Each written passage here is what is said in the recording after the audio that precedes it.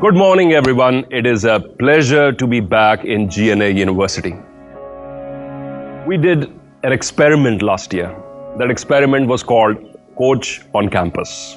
The experiment, the whole idea behind the experiment was to take information which was lying unused in my head, to take information which we were not using productively, to take information which I usually share in corporate boardrooms or in select universities, to take it to this most powerful medium called YouTube.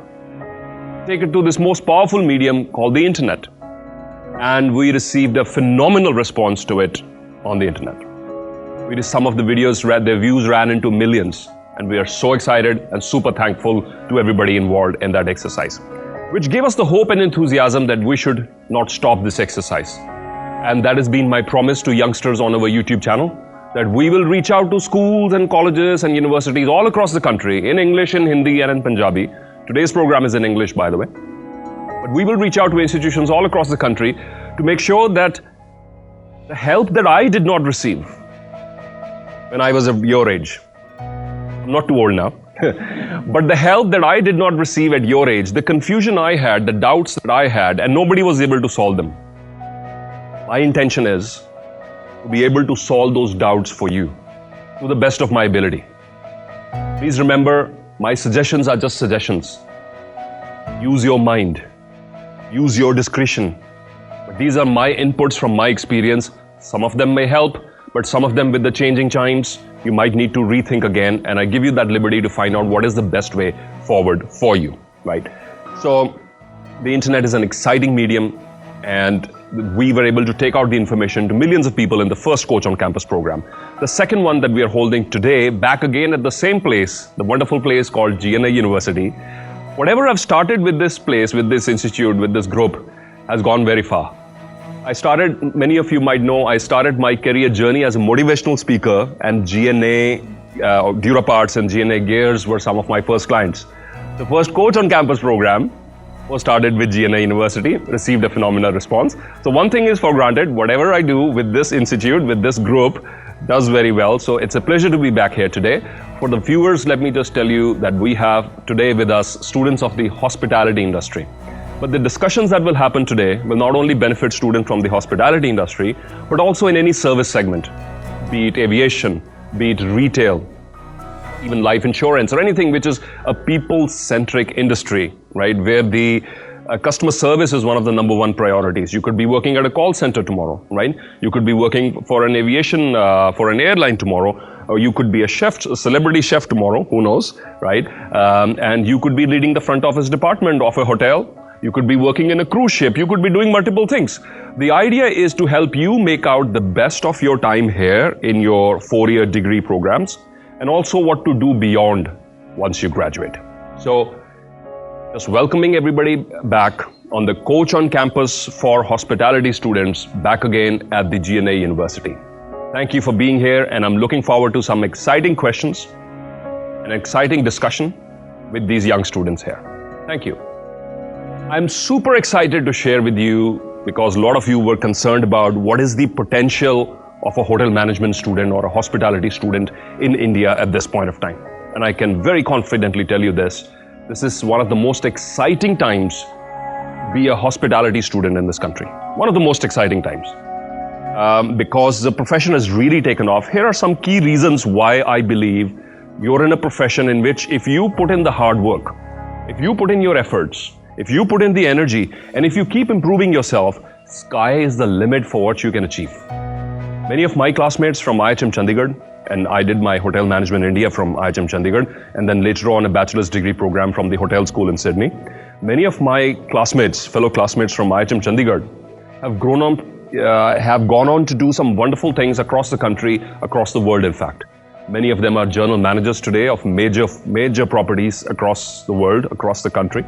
Many of them moved into, we've had writers, we've had authors, we had motivational speakers, we had celebrity chefs, we had people who are still working in cruise liners, we have entrepreneurs, people who opened their own restaurants and did so many experiments. We had people who changed entirely their field, went to study technology, and then went on to have good successful careers in the corporate world. So there's been a whole mix But as far as your future is concerned, right? Because the number one way to depress yourself is to shut yourself in a dark room and think, oh my God, what's going to happen with my life? Right? And then you go onto Facebook and check all the exciting things which are happening with other people. And then you figure out, why me? I've made all the wrong choices. X, Y, Z, they're all doing fantastic. No, you are doing fantastic as well. And you will do great. So I want you all to take a deep breath in. Take a deep breath in. And shake someone's hand on your right and left and remind them you made the right choice. Remind them, please, you made the right choice. You made the right choice to be in this career, and you made the right choice being at GNA University Hospitality School as well. Yeah? Here are some reasons why I believe you made the right choice. Number one, tourism potential of our country. Do you feel it's been fully explored? Yes, it's already fully exhausted. Are we using the tourism potential of this country fully at the moment or not? We're using the tip of the iceberg. We're using like 5% of the actual potential that we have. If you travel to other countries, other parts of the world, you see so many people traveling from other countries, right? How often do you see foreign people here, other people coming from other nationalities, other countries coming, and that's very little, only to a few select places, right? Just a quick question before I get started. How many of you did not have breakfast this morning? Raise your hands, please. Okay, this is dangerous. This is extremely dangerous. You know what happened in Australia yesterday? Pilot did not have breakfast. He was stressed. He fainted. And he was circling over the airport for 30 minutes while he was unconscious. Right? It is extremely dangerous to skip breakfast. You don't get the calories, your brain is not switched on. So remember to have a proper breakfast every day of your career in the hospitality industry. It's very hard to smile if you don't have breakfast, right? You're hungry and you can't smile, right? You're in the hotel industry, you're in the hospitality industry. You have to be at your best at all times, right? Remind the person sitting next to you, it's always showtime. Say it now, please. It is always showtime. In the hotel industry, it is always showtime. And you're the actor. And your hotel or your cruise ship, that's the stage. So breakfast is important, right? Don't skip it next time. I want to move on to some specific reasons why I believe you made the right career choice. And this is one of because it's a new field, there's a lot of doubts, there are a lot of apprehensions. Your parents might have a lot of apprehensions, your family members might have a lot of doubts about, traditionally in India, we believed being a doctor or a lawyer or an engineer or a politician, these would be some of the good professions to be in. Working in the hospitality industry is fairly new, but I believe it's catching up now. And thanks to celebrity chefs who've made it popular, right? Who made it acceptable, who've made it coveted. People now actually want to pursue this career because they want to be a celebrity chef someday. So you definitely have made the right choice. But as with any other choice, a lot of what you will get out of it will depend upon what you put in. I must repeat this. What you get out will depend upon what you put in.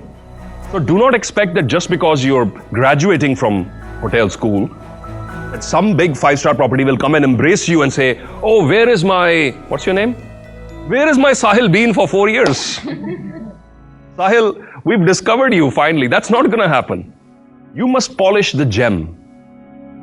And the gem must be polished with friction, yes or no? Diamonds are always polished with friction. So you need to make the very best out of yourself, regardless of whatever field. And let me remind my viewers, if you're hospitality students or your management students or your medical students, doesn't matter. But you've got to put in the efforts to be in the top 1%, to be in the top 3%. And let me assure you this, if you're in the top 3% of your class, how many of you feel you are in the top 3% of your class? Raise your hands. Can we have the camera of these guys, please, on their hands? How is this possible? How can everybody be in the top 3%? Now, here's the thing. You all believe you're in the top 3%. That's why everybody raised their hand, right? That's which is a good belief to have. But then the question is, are you? And if you will be in the top 3% of any field, hospitality, management, medicine, astrology, or astrophysics, or whatever, you will make the very best of your career. You will get the best opportunities. So you have to work hard, but the potential is there. Let me start with the first thing, tourism potential, both domestic and international. In India, how common was it maybe 10 years ago for families to take holidays 3 times in a year? It was not the common thing, right? Families would go on vacations day once in 2 years or once a year or something. How common has it become now? Become fairly common? Is it becoming more affordable than before? Yes or no? The flight between Delhi or Mumbai or Delhi or Chennai or Delhi or Srinagar or Amritsar or Srinagar, the flights are pretty affordable. Sometimes they're close to the train fares. And this competitive scenario is one of the reasons why aviation industry is a very difficult industry. Why Jet Airways perhaps, despite being an established airline, went down, is shutting down, which is a sad, sad thing. And this one is for Jet Airways employees. If any Jet Airways employees is watching this, let me assure you that I've flown with that airline for 8 years. And I've seen world-class service. I've seen a world-class culture. I've seen world-class people. And even if the airline shuts down, which I hope it does not, I hope it revives, I hope Jet flies again, but even if the airline shuts down, I can assure you that you're of a strong pedigree. You have come from a very customer-focused culture, and to whatever you do in life, you're going to be successful. So it's very, very important, my friends, that you inculcate within you those sort of qualities which you take with yourself anywhere that you go, whether you're working with an airline or tomorrow you become a teacher teaching other hotel school students, or you do something else. If you develop within yourself those qualities, you will never ever fail regardless of where you go. And in this industry, in this hospitality segment, we just explored the tip of the iceberg in this country. Both domestic and foreign tourism have not been fully explored, right? There's a huge positive sentiment. Some of the highest foreign investment coming into this country is going into luxury hotels. When foreign investment is coming into it, FDI is coming into the country, major chunk of that is going into building new 5-star properties, new luxury properties. The Middle East is already saturated. The Gulf and Middle East already has an oversupply of rooms. Southeast Asia, which includes Bangkok, Thailand, Singapore, all those sort of places are already saturated with the hotel rooms. There is more supply of rooms than demand. China as well is getting to that stage. Europe and North America are more mature markets. Okay, India at the moment is still an untapped market. It's an exciting market because still there is a huge shortage of the number of 5-star rooms in this country. So this economy is going to build many more 5-star properties, many more luxury properties. So there is going to be no shortage of opportunities. That's the good news. So you can congratulate everybody in this room. Good news. That is the good news, that there's not going to be a shortage of opportunities. The same for the aviation sector. The government is putting in a lot of efforts in making sure that the remote parts of the country are now also connected by the airline industry, now also being serviced by airliners. Okay, whenever a city is connected to an airport, the economy of that city flourishes. Look at what happened in Amritsar. Amritsar, no doubt, is home to the Golden Temple and also other tourist, other places like the Wagah border and other places also. But it is largely after the airport infrastructure improved. And we had direct non-stop flights coming in from places like, we have now coming in, 2 flights coming in, I believe, Delhi from Mumbai, 1 coming in Delhi from Bangalore, right? So many other places, international flights apart, we have flights coming from different parts of the world, from Kuala Lumpur, from Singapore, non-stop directly into Amritsar. And what that has done is a huge chunk of tourism inflow has come into Amritsar. And the economy has boomed. You see, tourists bring with them, some of you are not sure, money, yes or no? In US dollars, in British pounds, in all sort of the foreign currencies that they bring in. They come in, and when you go on holiday, what do you want to do? You should have breakfast, a nice breakfast first of all. But when you go for a holiday, what do you want to do on your holiday? You want to explore the place, right? You want to spend, yes or no? Yes. You want to have a good time. You will keep telling yourself, oh, I'm not going to come back here in the next 5 years. Let me go and check everything out. Let me try the most expensive restaurant, yes or no? Yes. Right? And that is what tourists do when they come to that city. And that is when money is brought into the local economy. So as more and more cities are connected through airlines, you will have the economies booming of these untapped places in the country. India has a lot to offer, right? In terms of the tourism potential, we're getting there. So the tourism potential is huge. That is one of the main driving factors. Number 2, new jobs are being created. So many new jobs are being created. Look at Zomato, for instance. I'm not suggesting that you go and work for Zomato. But do you see the number of red t-shirts at any restaurant? Right? Huge. More than the number of customers is the number of red t-shirts waiting for orders to be picked up. The new economy is going to create new jobs. Let me repeat this, please. New economy is going to create new jobs. But if you keep your mind stuck in the old jobs, you're not going to succeed. So you have to keep your mind open to catch the new jobs which are out there. I'll tell you this. After I graduated from IHM Chandigarh, hotel management for me was a weird choice because nobody in my family ever did that before. My first job was not in a hotel. My first job was with a company called GE Capital Services. I came back and told my friends, and everybody thought GE, General Electric, make bulbs, light bulbs. What are you going to do in a light bulb factory? I told them, I'm not working for a light bulb factory. GE Capital Services was the first call center in India. I was a debt collector. So they gave me an American name and I had to call up people and ask them to pay back their credit card debt, right?